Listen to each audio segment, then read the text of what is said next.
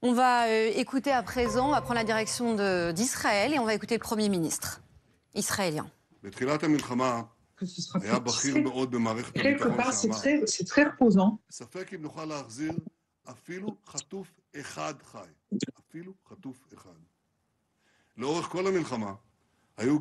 Pendant toute la guerre, certains ont dit et répété qu'on ne pourrait pas récupérer tous les otages sans se retirer totalement de la bande de Gaza.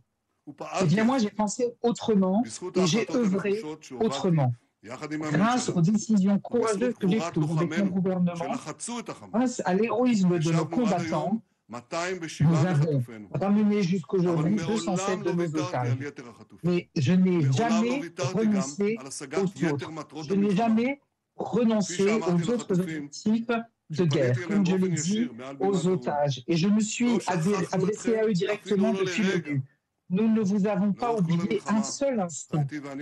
Pendant toute la guerre, j'ai rencontré avec mon épouse les familles des otages et nous avons compris leur douleur.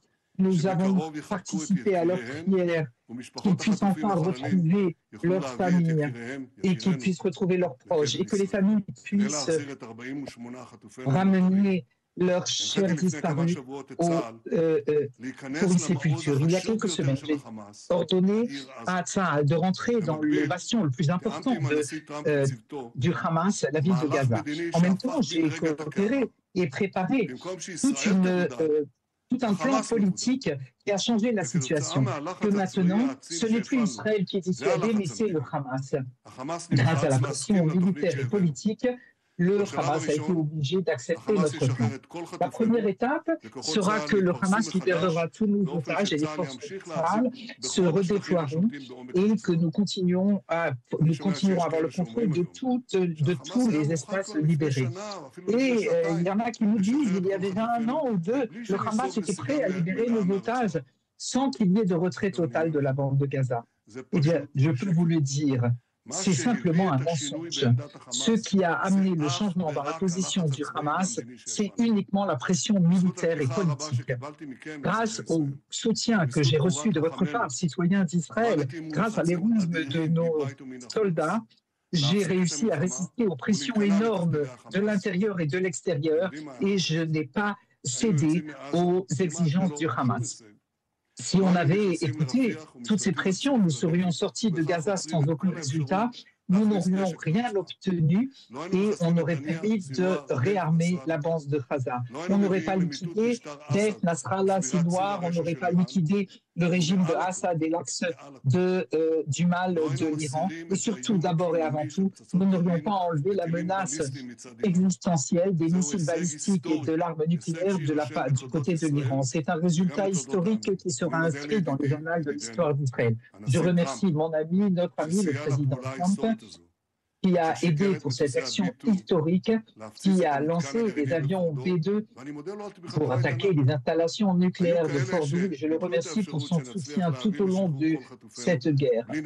Ceux qui voulaient que l'on libère nos otages sans se retirer de la bande de Gaza, eh bien, ils pensaient que c'était trop beau pour être vrai.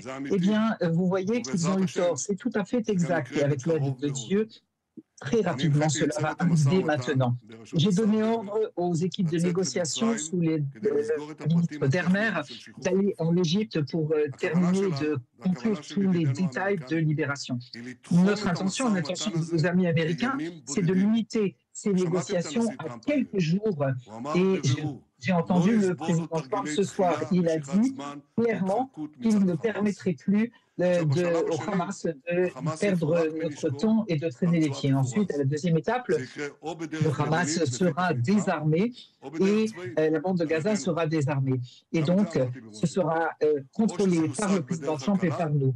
Ou bien on le fera facilement, ou bien il faudra passer à nouveau par des voies difficiles, mais c'est le résultat que nous obtiendrons. Je remercie les combattants de Tsahal et les forces de sécurité. Vous êtes des héros. Je vous salue. J'embrasse les familles endeuillées qui ont perdu leurs êtres chers et qui ont été blessés dans leur chair et dans leur âme. Et tous les blessés, je leur souhaite un prompt rétablissement. Tout ce que nous avons obtenu, c'est grâce à vous, et vous aussi, citoyens d'Israël, qui avez fait preuve de résistance et d'héroïsme dans ces jours si difficiles. Ensemble, nous avons réussi à déjouer les plans de destruction de nos ennemis à Rafah, à Damas, et ensemble, nous avons obtenu ces résultats extraordinaires.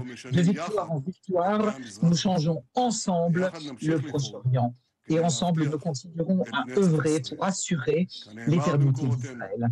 Il est écrit dans le texte que les gens doivent s'entraider et dire à leurs frères, je suis là.